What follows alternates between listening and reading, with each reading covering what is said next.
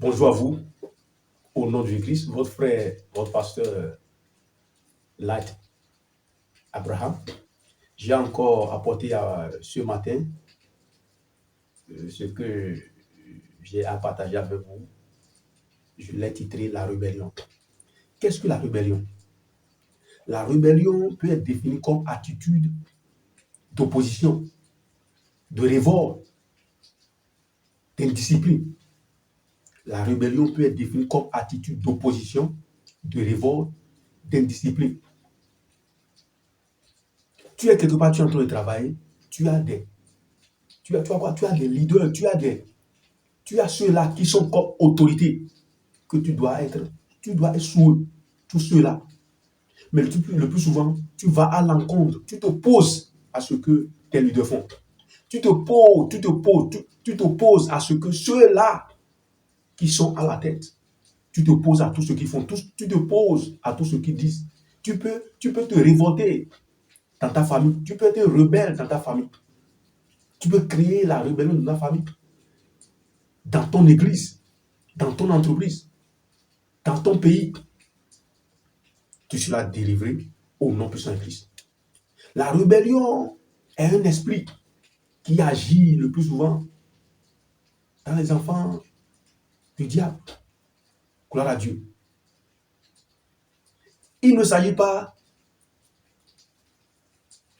de ne pas comprendre. Il s'agit de comprendre ce qu'on est en train de dire. Tu peux être quelque part et ce que les gens font ne sont pas du tout bien. Il ne s'agit pas de te battre avec eux. Il faut qu'il y ait un consensus. Il faut que tu te rapproches d'eux et que vous vous asseyez et vous allez discuter de ce qui ne va pas. Ne les attaque pas, n'attaque pas l'autorité. N'attaque pas ceux-là que Dieu a établis. Comme quoi? Comme les devanciers. Gloire à Dieu. Tous ceux-là que tu vois aujourd'hui, ils sont à la tête. C'est Dieu qui les a établis. Il n'y a pas cette autorité-là qui n'est pas établie par Dieu. Dieu est à la base de tout. On sait qu'il y a des manipulations et les gens se trouvent à la tête. Mais ne t'inquiète pas. Ça s'est passé, le cas de Mardochée et de Héman. Qu'est-ce qui s'est passé? Dieu a élevé Mardochée, qui était quoi? Qui était un simple garde, qui était un simple homme. Gloire à Dieu.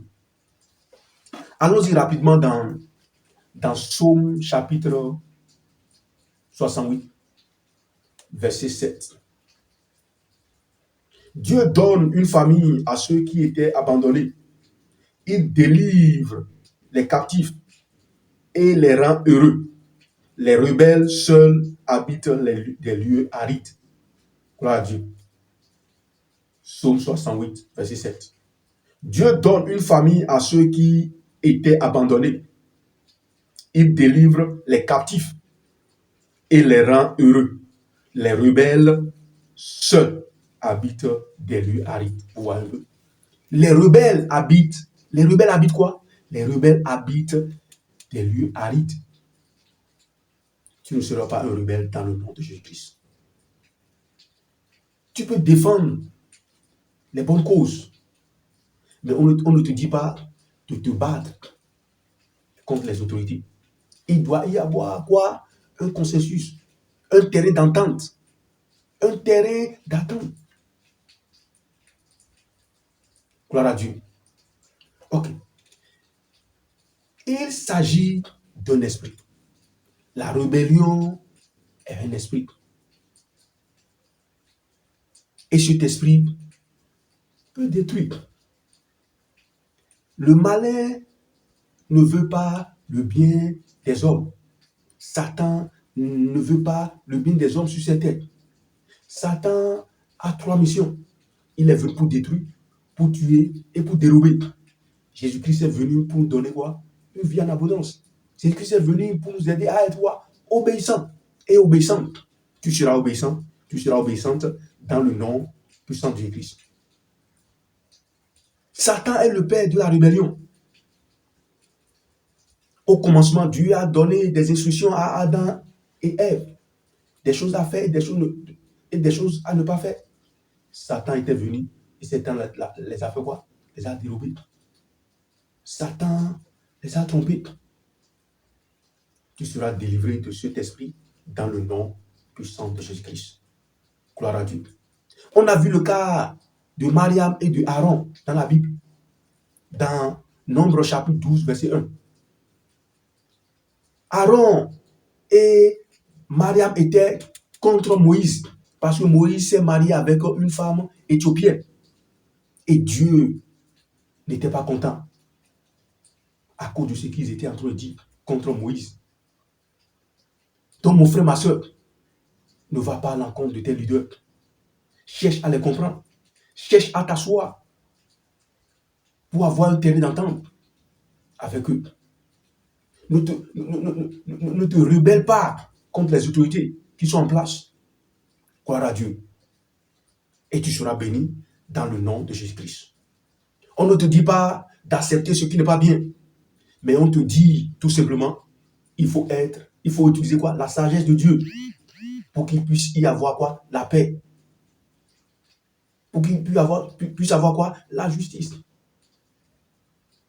La sérénité, l'union. Dans le nom puissant de Jésus-Christ. Dans le nom puissant de Jésus-Christ. Cet esprit de la rébellion sortira de toi, sortira de chacun dans le nom de Jésus-Christ. Tu ne seras pas victime de cet esprit de rébellion. Ta famille ne sera pas victime de cet esprit de rébellion. Parce que tu peux te rebeller contre tes parents. Tu peux te rebeller contre ton église. Tu peux te rebeller contre ta famille.